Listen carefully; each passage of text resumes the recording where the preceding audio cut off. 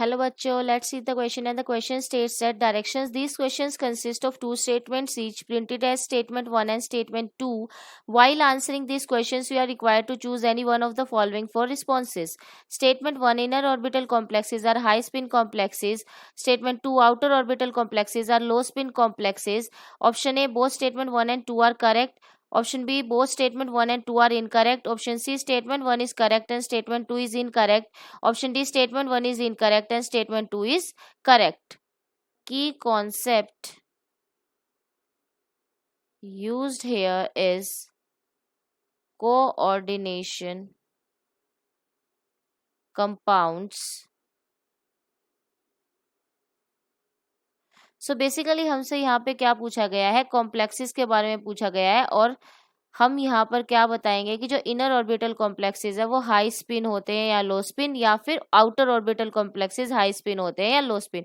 सो सबसे पहले बात करें अगर आउटर स्पिन कॉम्प्लेक्सेस की एंड इनर स्पिन कॉम्प्लेक्सेस की.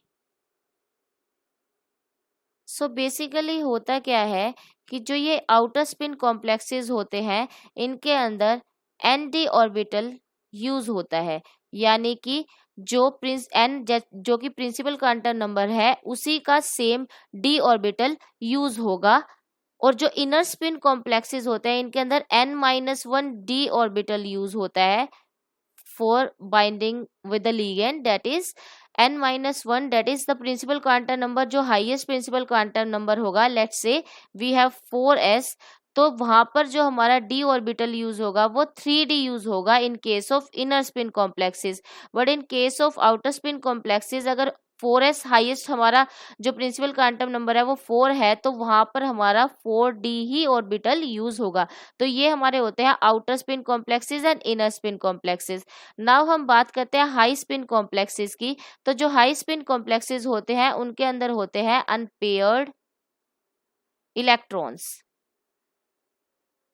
और जो लो स्पिन कॉम्प्लेक्सेस होते हैं उनके अंदर पेयर्ड इलेक्ट्रॉन्स होते हैं, उनके अंदर कोई भी अनपेयर्ड इलेक्ट्रॉन नहीं होता. सो नाउ हम बात करते हैं ये आउटर स्पिन कॉम्प्लेक्सेस होते हैं. फॉर एग्जाम्पल इनकी जो कॉन्फ़िगरेशन होती है वो समवट लाइक हम ऐसे लिखते हैं sp3d2, यानी कि जो d है यहाँ पे बाद में हमने लिखा था ये डिनोट कर रहा है कि ये आउटर स्पिन कॉम्प्लेक्सेस है, ये हाइब्रिडाइजेशन होती है.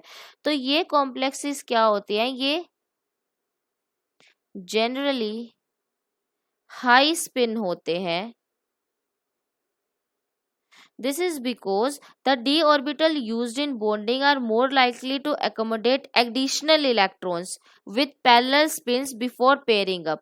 तो बेसिकली क्या होता है, फॉर एग्जाम्पल हम ले लेते हैं कि यहाँ पर कोई d है हमारे पास ऑर्बिटल 3d मान लीजिए, यहाँ पर हम 4s मान लेते हैं, यहाँ पर हम मान लेते हैं 4p.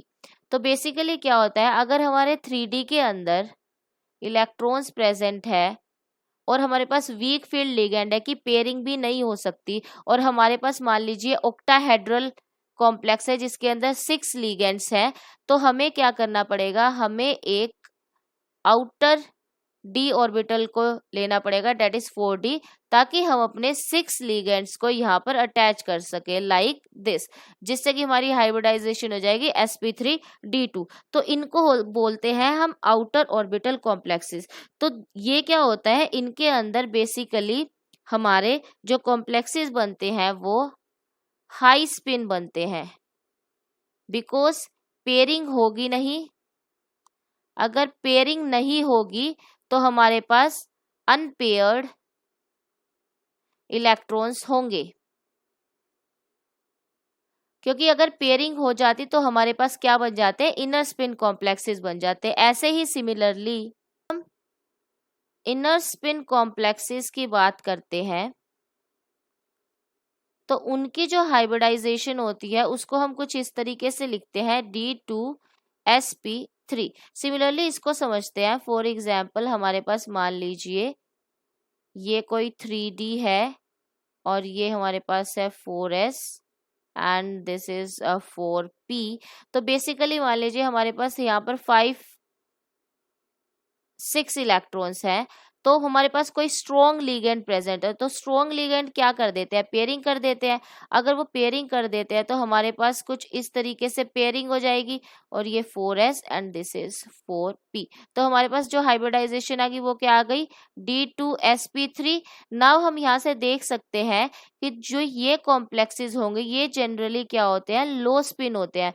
क्यों लो स्पिन होते हैं, बिकॉज इनके अंदर क्या हो जाती है, पेयरिंग हो जाती है, और पेयरिंग होने की वजह से इनके पास क्या होता है, नो अनपेयर्ड इलेक्ट्रॉन्स। अगर अनपेयर्ड इलेक्ट्रॉन्स नहीं होंगे तो वो हाई स्पिन नहीं होगा। सो बेसिकली ये आउटर स्पिन कॉम्प्लेक्सेस और इनर स्पिन कॉम्प्लेक्सेस का हाई स्पिन और लो स्पिन होना जनरली लिगेंड्स के ऊपर भी डिपेंड करता है, बिकॉज अगर वो स्ट्रॉन्ग फील्ड होंगे तो वो क्या कर देंगे, उनको इनर स्पिन कॉम्प्लेक्सेस तो बनाएंगे, साथ में उनको लो स्पिन कॉम्प्लेक्सेस भी बना देंगे। सो जो हमारे पास स्टेटमेंट्स हमें गिवन है वो है inner orbital complexes are high spin, but we have seen that they are generally low spin complexes, and statement 2 is outer orbital complexes are low spin, but we have seen they are generally high spin. So from here we can say that option number